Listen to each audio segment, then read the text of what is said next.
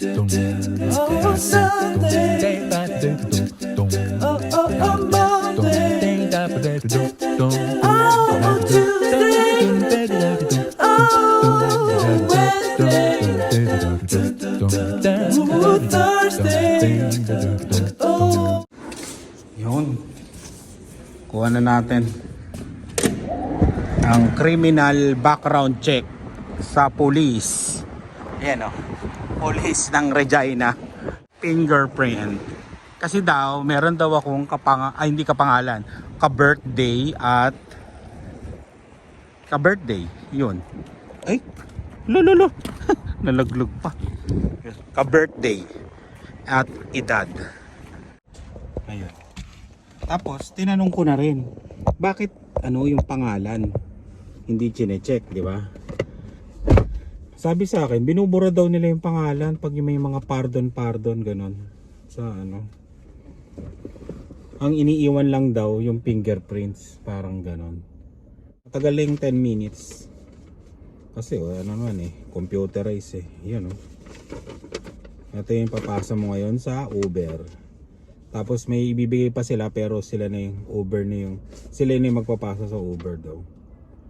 Uber Canada. Rideshare yan. Tapos yung fingerprint mo na daw 5 years daw yun. Kaya sa susunod hindi na daw ako magpi-fingerprint. Kasi ima-match na nila dun. Okay. Okay na yan. Teka lang. Mawala pa to dito. Dito na nga lang. Yun, uwi na tayo. Buti maabot tayo. Alas 3 labas ko. Sinundo ko si Lian tapos yung kaklase niya. Tapos sinatid ko sa bahay. Tapos dumiretso ako dito. 2 minutes na lang. Appointment ko. Sakto sakto. 4 o'clock yung appointment ko dito Yan. Ang lang dito, walang parking. Kumbaga, walang masyadong parking. Kaya kailangan pumunta kayo dito. Kung mag-aano kayo ng background check, kayo dito. Yung saktong oras nyo. Kunyari, mga 10 minutes before, 15 minutes. Kasi lahat ng pupunta dito, mga ganun lang, may mga appointment sila. Yan. Kaya minsan puno. Ibig sabihin, nandun pa yung iba. Kanina nga, muntikan pa akong di umabot kasi naghintay ako ng parking dito. So, mabuti may umalis. Yan. Uwi na tayo. Okay na.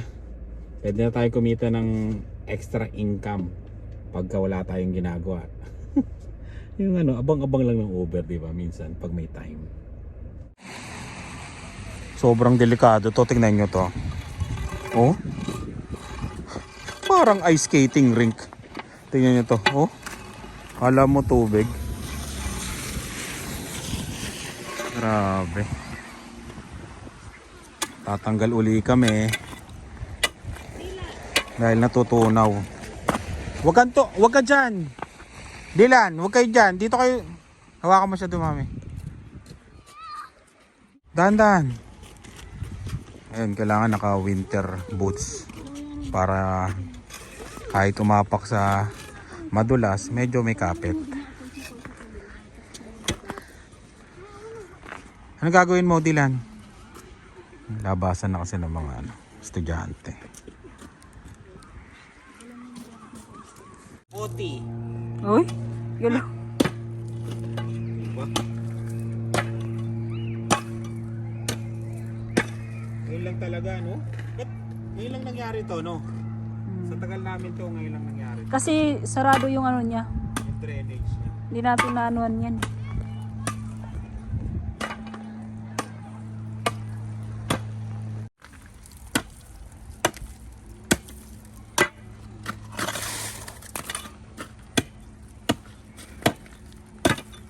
Konti na lang.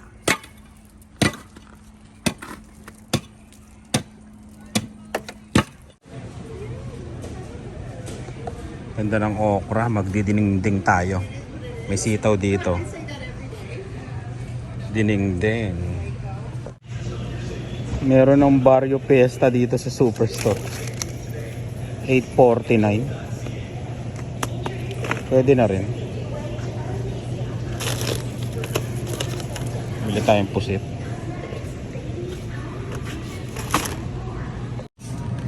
Okay na to. Sale ng bigas, 29. Dating 40. Ayan, uwi na tayo. May kukwento ko sa inyo mamaya. Matindi. Tungkol sa citizenship.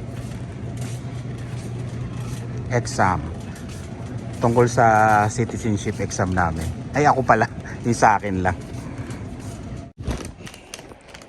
Yun. Dumaan muna tayo sa DQ bago tayo umuwi. Request ng mga dinosaur. Yan.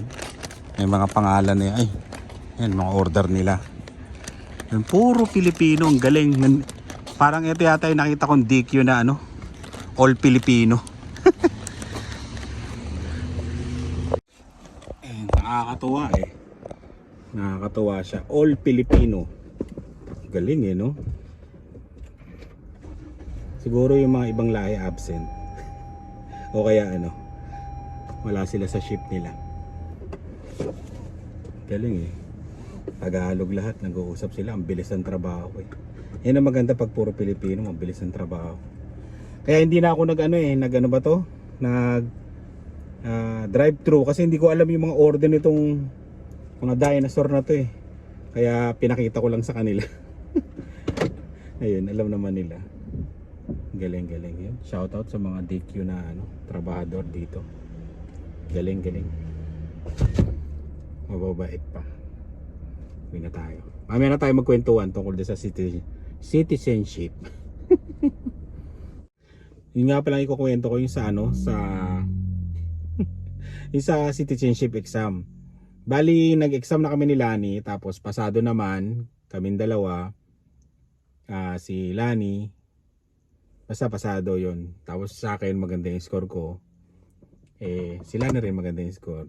Ang problema lang, hindi ko na-picturean yung ID ko. Kaya yun, parang alam yun, pasado ka pero malungkot ka. Kasi nga, ewan ko ba, tawagin nyo na akong letter T. Okay. Ganun talaga kahit ako sa sarili ko. Hindi ko alam kung bakit hindi ko siya na-picturean sa sobrang excited ko sa pag-exam o hindi ako nakikinig sa hindi ako nagbabasa ng instruction. Basta lutang ako nung araw na yon. Kaya yun, sana i-accept yung exam ko. Kaya ako yung pumasang malungkot. Alam niyo? Sana parang hindi ko na ulitin. Yun lang. Nakakaasar pero ganun talaga eh. Minsan dumadating sa'yo talaga ng letter T. Yan ganun. Ewan ko. Sabi nga nila Lian eh, para ako nag-exam na walang pangalan. Parang ganun. Sana magtanggapin tapos hingian ako uli ng yung ID nga. Yun. Kasi pag nag-exam ka doon, may magpipicture ka ng sarili mo, tapos ID mo, tapos nakakamera ka kung anong ginagawa mo habang nag-exam. Kaya ganun. Ang wala ako yung picture ng valid ID ko. Ayun. Kaya nakakapikon. Mahinang klase, di ba? Ayun ganun talaga eh. Wala eh. Letter T. Kaya sana tanggapin para hindi na ako mag-exam ulit. Kaya matutunaw na yung yung kanilang DQ. Ganun pa yan eh, di ba? Kaya mamaya na lang ulit. Good morning. Yeah. Dito muna kayo. Ay. Dito muna kayo. Yeah. 6:17 advance to eh. Yun yung kinukwento ko kahapon, no? Grabe yun, no? Parang wala lang. Mahinang klase, di ba? Ay, nako. Sana tanggapin yun yung exam ko kasi sayang eh. Sayang, di ba? Dahil sa letter T ko. Maasa para hindi na mag-exam ulit. Ang hirap kasi almost dami kong ba to? Ni-review. Tapos ang kagandahan pa nun sa exam na yon, na perfect, di ba? Tapos ganun lang pala. Inaasar talaga ako. Inaasar ako ni Lian, ni Lani. Pero ganun talaga eh, di ba? Wala eh. Dumadating talaga sa buhay yung ganun.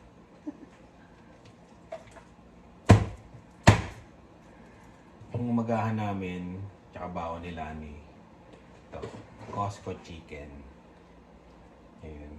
Pumunta yung pinsan ko kahapon sila. Nag-Costco sila. Ang balita pa naman sa Costco,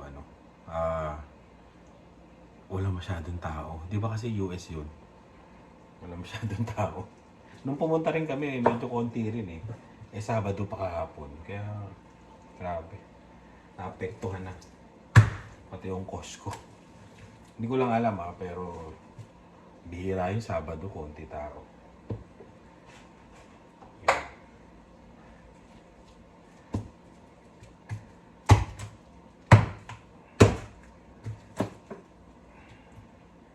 Tinatagtad ko na para mamaya. Pag nagising yung mga dinosaur.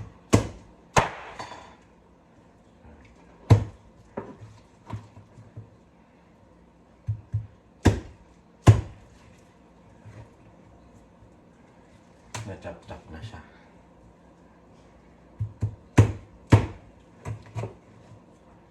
Diba?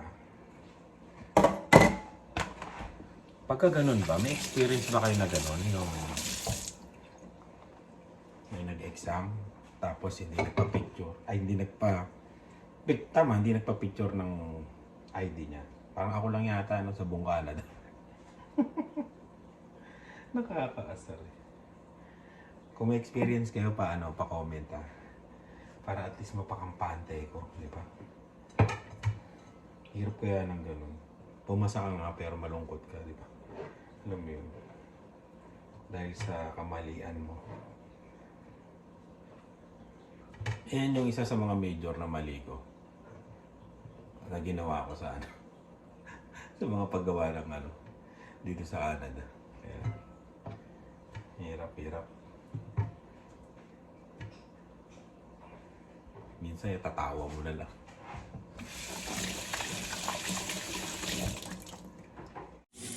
Ito yung ulam namin kagabi. Di ba? Dinengding to Hindi ko alam kung tama ba yung dinengding na ginawa ko. Nilagyan ko na spinach para may dahon siya. Si Jocelyn na magaling magdinengding Pero okay na to. Sarap naman Pwede na to. Basta may gulay at karne. Yun, kain tayo. Tira kagabi. Kanin na bahaw. Bahaw ba yung tawag sa ganito? Tapos yan, tinaob na ketchup. Itong ketchup na to, mami, maano siya malaglag, no? Kaya kailangan itaob mo. No? Maano siya malaglag. Yan. Kain tayo. Tinaob na ketchup. Yan. Kain tayo. Heavy breakfast. Magbibisi-bisihan ako mamaya.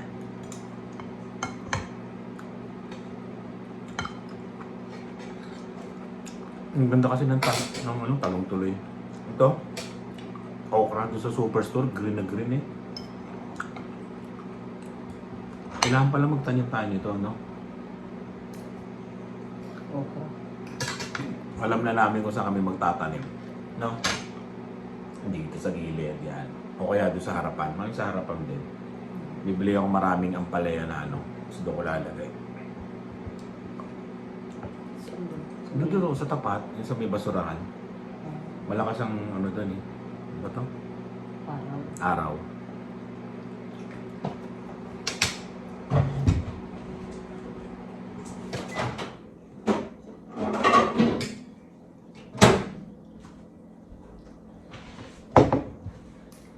Talagang nakataob yung Anong masasabi mo doon sa exam ko? Na walang ID. Ba't kaya nakalipat ka na sobrang excited, no? Hindi, sobrang alam mo yung yung pakaramdam ko nung oras na yun. Para siyang para kang lutang. Sobrang kabado. Kasi di ba yung ni-review mo? Kasi yung mga, basta, bawal palang sabihin, di ba? Basta may mga, may mga tanong na Bago sabihin? Oo, bawal sabihin. Basta may mga tanong doon na kakaiba. Grabe, kaya yun. Sobrang kabado. Alam mo yung parang ka nag-board exam, parang gano'n. Pero, syempre, marami magsasabi na madali lang naman yun eh.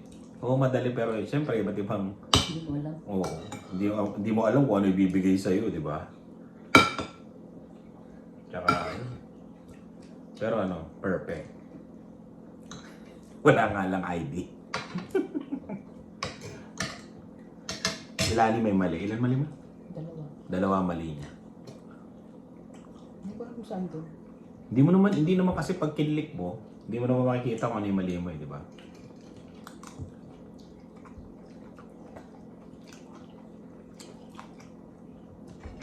Sarap po.